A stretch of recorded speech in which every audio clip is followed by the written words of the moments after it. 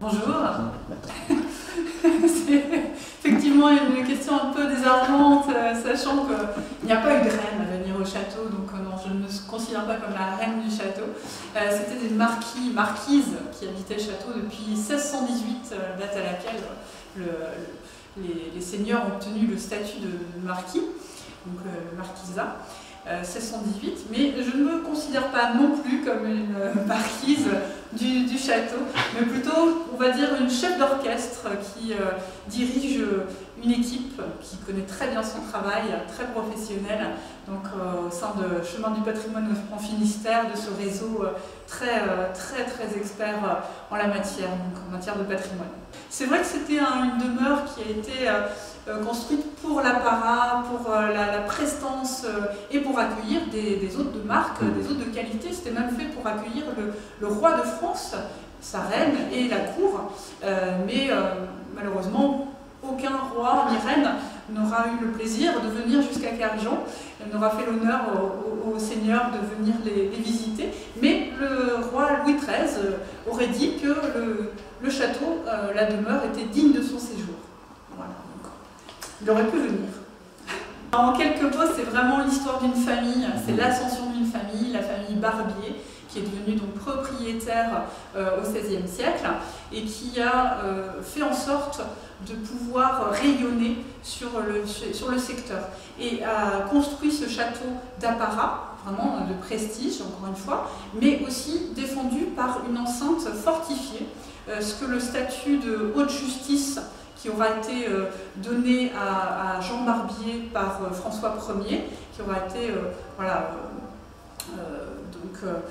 autorisé, ce droit de haute justice, lui aura permis de construire ce château fortifié, cette enceinte fortifiée, au sein duquel se trouve le château de Plaisance, le château vraiment plaisir, apparat, voilà, qui est digne des meilleurs architectes, hein, les maîtres d'œuvre qui ont œuvré ici vraiment devaient être des artisans formidables, des architectes formidables, puisque le château a rayonné, son architecture, son décor ont servi de modèle un peu partout, ont essaimé, ces modèles ont essaimé partout donc en Bretagne.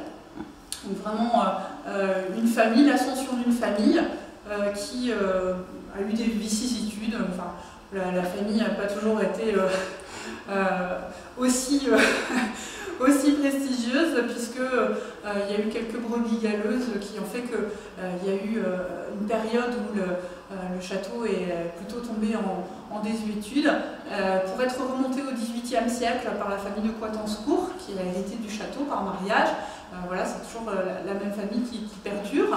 Et puis la Révolution a marqué l'arrêt vraiment du château en tant que demeure de prestige, et un incendie, un démantèlement aussi après la Révolution par les héritiers qui ont vendu les pierres du château, donc il y a des parties détruites, jusqu'au rachat par l'État en 1911, et puis là, vraiment la mise en scène, enfin, l'ouverture au public, donc avec des meubles qui ont été achetés par les amis du château de Kerjan, et donc une politique des publics, une politique culturelle qui est menée par l'établissement Chemin du patrimoine en Finistère depuis 2006, et une politique aussi d'exposition, comme dans laquelle nous nous trouvons aujourd'hui, une exposition temporaire, annuelle, chaque année une nouvelle exposition. Là, on entre dans un nouveau cycle de 3 ans pour ces expositions. Voilà l'histoire jusqu'à aujourd'hui et cette équipe dont je vous parlais tout à l'heure. Absolument, puisque en plus le château, c'est vraiment un édifice à la française. C'est pour être à la page, on va dire, moderne, donc avec aussi des évolutions dans l'architecture, dans le décor, dans les installations aussi. Cette modernité apparaît vraiment dès le départ, dès la construction du château, avec des aménagements aussi au fur et à mesure.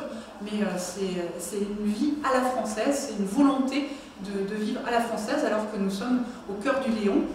Nous nous situons là dans la région du Léon, en Bretagne. Oui, un lieu de promenade dont nous pouvons profiter encore aujourd'hui, vivre à l'extérieur, hein, c'est le mot d'ordre en ce moment. Donc 20 hectares, près de 20 hectares de parcs et jardins, sachant que le domaine est bien plus restreint aujourd'hui qu'il ne le fut à l'époque hein, du château, puisque le colombier nous précise le nombre d'hectares qu'il y avait à l'époque, ça a été jusqu'à 900 hectares. Nous en sommes loin encore aujourd'hui, mais vraiment un parc qui en plus est géré de façon différenciée, c'est-à-dire que c'est vraiment pour la protection de la biodiversité. Donc aujourd'hui en se promenant dans le parc, qui est une sorte d'îlot de biodiversité sur un plateau qui est très agricole, majoritairement agricole, nous pouvons voir des petits oiseaux, des canards, des amphibiens, voilà, des chauves-souris aussi, des chouettes et autres petits animaux qui profitent de cet îlot de biodiversité. Ouais, c'est ça. Donc la vie de château pour eux aussi.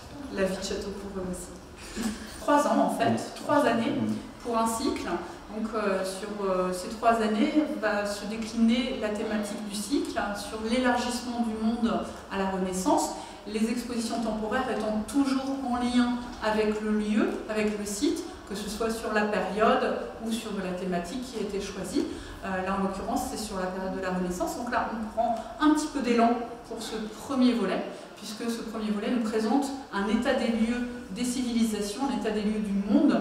Alors c'est pour ça qu'on met un point d'interrogation en terre inconnue pour ce 15e siècle qui nous est présenté à travers les différents continents. Donc c'est d'abord une première salle sur la représentation du monde à cette époque-là, et puis effectivement on fait le tour du globe donc, pour découvrir ces civilisations, que ce soit en Europe, en Asie, en Afrique ou sur le continent américain. C'est une particularité des expositions au château de Kerjan, encore une fois gérée par Chemin du patrimoine en Finistère, donc c'est vraiment la politique qui a été choisie pour ces expositions au château, c'est de faire cohabiter plusieurs formes, dont des œuvres contemporaines, des jeux multimédia qui sont conçus pour l'exposition, des films d'animation, là aussi conçus pour l'exposition, et des objets anciens.